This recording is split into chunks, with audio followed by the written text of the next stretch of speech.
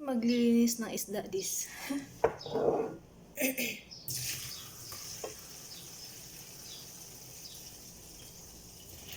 Ganito lang daw ito linisin. Ay.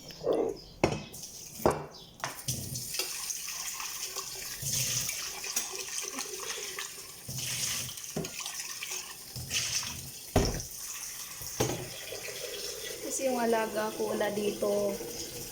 Nasa Kuwait sila, kaya muna nakatoka.